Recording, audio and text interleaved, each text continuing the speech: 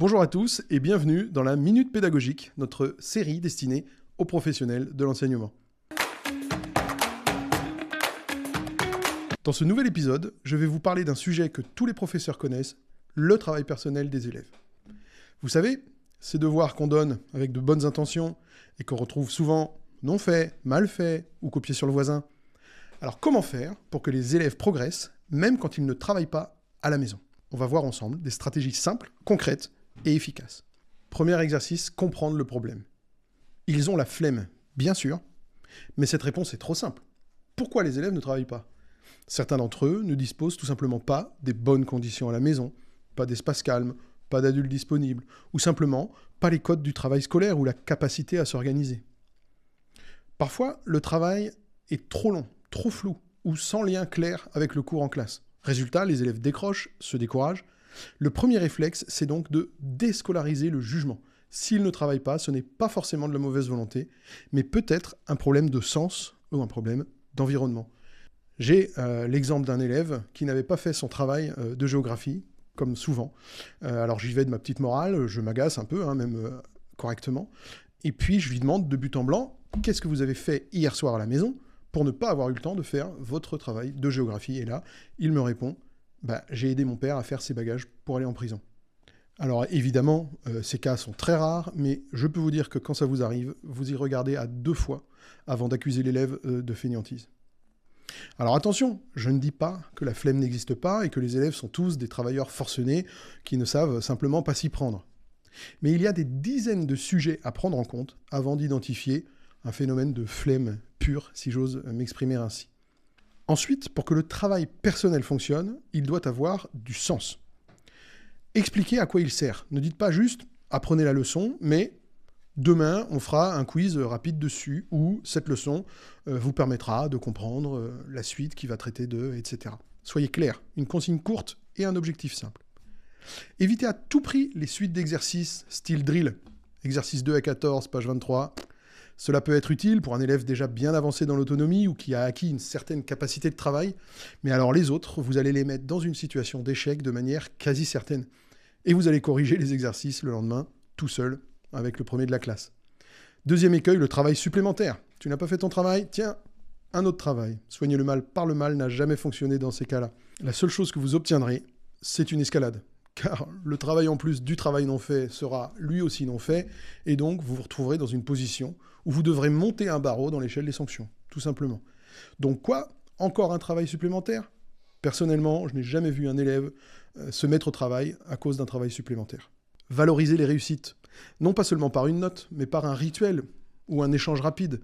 J'ai connu des enseignants qui faisaient un check à leurs élèves, sans forcément rentrer dans ces familiarités.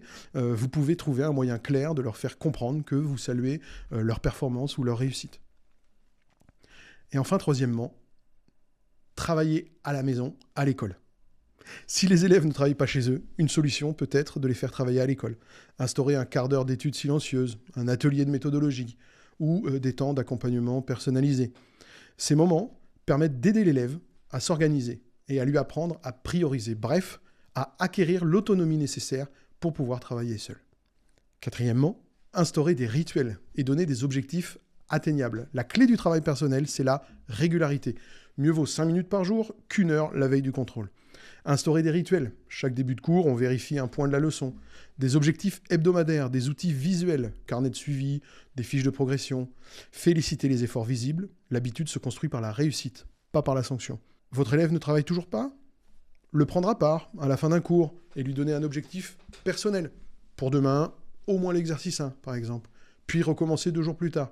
Nous accueillons parfois dans nos classes des élèves qui ont plusieurs années d'absence totale de travail à la maison. Nous ne pouvons pas leur demander de s'y mettre d'un coup.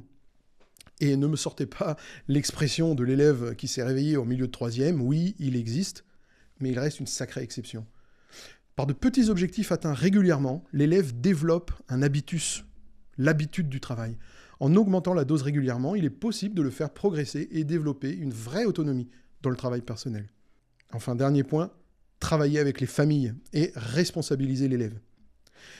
S'appuyer sur les familles quand cela est possible est toujours un formidable moyen de progression. Nous ne reparlerons pas de la cohérence des adultes, que nous avons déjà maintes fois évoquée, mais nous pouvons trouver des outils transversaux, type contrat ou engagement signé par l'élève, à faire signer par les parents. Il faut aussi responsabiliser l'élève, en le laissant libre, par exemple, de ses horaires de travail. Il m'est déjà arrivé, en réunion de parents, de dire à un élève, voilà, en 4e, vous devez travailler au moins 40 minutes le soir. Quand est-ce que vous pensez que c'est le plus simple pour vous? Et on déroule la soirée. Le goûter, la pause, le dîner, la douche, etc. Et l'élève de terminer en disant, sans doute de 18h à 18h40. Eh bien, banco, c'est signé.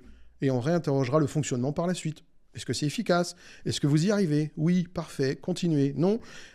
Qu'est-ce qui vous en empêche? Quelle heure vous paraît finalement plus simple? Et on retente. Vous voyez, nous sommes en pleine discipline positive ici. Le cadre est posé par l'adulte, 40 minutes de travail personnel, mais dans ce cadre, l'élève est responsabilisé et il choisit sa discipline de travail.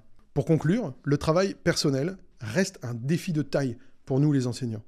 Mais c'est un défi qu'il nous faut prendre à bras-le-corps, car le travail personnel est une condition de la progression, et c'est par le travail personnel que l'élève va acquérir les compétences d'organisation, d'autonomie, qui lui permettront d'avancer plus tard dans d'éventuelles études. De plus, c'est un grand facteur d'inégalité sociale.